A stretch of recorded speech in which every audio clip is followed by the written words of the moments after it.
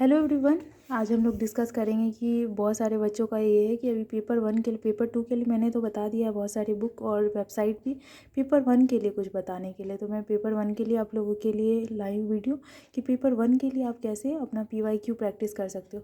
तो सबसे पहले आप देख रहे होंगे ओसवाल का बुक। ये बहुत आप बचपन से इसको देखते आ रहे होंगे, स्टैंडर्ड 9 से 10 में, 11 12 सब में ये बहुत हेल्पफुल रहा है जब वो अपना सैम्पल पेपर रिलीज़ करते थे। ठीक है, तो आज ये ओसवाल UGC नेट के बारे में मैं बताऊंगी कि ये 15 ईयर का UGC नेट सॉल्व पेपर के बारे में कि ये किस तरह का बुक है, इसका क्या पैटर्न है। और अभी बहुत इंपॉर्टेंट है कि आप PYQ जितना प्रैक्टिस कर सके करें, जिससे आपको पैटर्न एटलीस्ट मालूम चले कि किस तरह का क्वेश्चन आता है। थ्योरी से पढ़ने से नहीं होगा, आपको क्वेश्चन प्रैक्टिस भी करना बहुत ज़रूरी है। आप सारे टॉपर का ये देखोगे कि प्रैक्टिस क्वेश्चन जितना करोगे उतना बेटर होगा आपके लिए।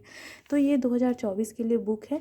तो 2023 का क्वेश्चन इसमें पहले अटैच किया गया है और फिर टॉपिक वाइज इसमें सबसे अच्छा ये है कि पहले वो एक माइंड मैप देते हैं। अब मैं आपको दिखाती हूँ, जैसे यहाँ पे सिलेबस है। ठीक है, सिलेबस है, सिलेबस दिया गया है। उसके बाद आप यहाँ पे आ जाओ, 2023 का मार्च का क्वेश्चन पेपर। ये सिर्फ क्वेश्चन पेपर ही नहीं देते हैं, आंसर देते हैं, उसके बाद एक्सप्लेनेशन भी देते हैं। मैं वो दिखाती हूँ आपको कि कैसे वो एक्सप्लेनेशन सेक्शन, जैसे इसका आंसर विथ एक्सप्लेनेशन। और ये शॉर्ट में आप देखोगे तो इसका आंसर दिया गया है, वो मैं आपको अभी दिखाती हूँ। आंसर भी दिया जाता है, किस तरह से आंसर रहता है। देखो किस किस यूनिट से है वो पहले बताया जाएगा। डाटा इंटरप्रिटेशन से है या फिर फैलेसी से है, परसेंटेज से, नंबर सीरीज से, ये सारा कुछ दिखाया जाएगा कि किस चैप्टर से कितना आया है क्वेश्चन। उसके बाद उस हिसाब से एक्सप्लेनेशन देंगे। देखो आप, सॉल्व पेपर मार्च इतना का आंसर विथ एक्सप्लेनेशन, वो आंसर क्यों है और बाकी क्यों नहीं है उसके बारे में भी एक्सप्लेन किया गया। तो मुझे बहुत पर्सनली बहुत अच्छा लगता है ये बुक इस तरह का दिया गया। और आपको एक चीज़ और, इसी तरह से सितंबर का भी दिया गया, 22 का, 23 का इसमें अटैच है स्टार्टिंग में।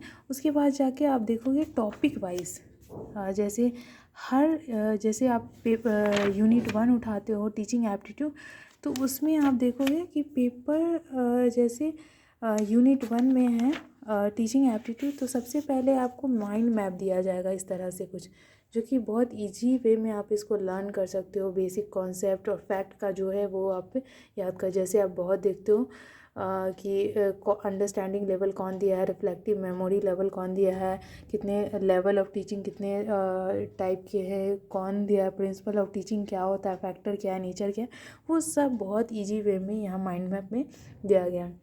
उसके बाद आप देखोगे जैसे चैप्टर 1 हम लोग ये देख रहे हैं, उसमें टीचिंग एप्टीट्यूड का यूनिट 1 जिसमें मॉडल, नेचर, कैरेक्टरिस्टिक्स और ये सब को डील किया गया है। उसके बाद उसी में आप देखोगे कि एक ब्लूम टैक्सोनॉमी और ऑब्जेक्टिव ऑफ टीचिंग के बाद वो जितना क्वेश्चन आया है 2009 से लेकर 2023 तक, सारा क्वेश्चन को अटैच कर दिया गया। ये मुझे बहुत अच्छा लगता है। सेपरेट यूनिट वाइज भी वो कर दिए जो कि बहुत इजी हो। ठीक है, फिर उसका आंसर है और आंसर का एक्सप्लेनेशन है। इसी तरह से टोटल यूनिट जितना भी 10 यूनिट है, सारे यूनिट्स का दिया गया है। अलग अलग यूनिट में डिवाइड करके पहले आपको थोड़ा थ्योरी बताएंगे, फिर जितना क्वेश्चन है वो सारा क्वेश्चन को अटैच करते हैं विथ आंसर, फिर उसके बाद एक्सप्लेनेशन। तो बहुत अच्छी बुक है और मैं रिकमेंड करूँगी आप लोगों के लिए कि आप ये बुक ले सकते हो।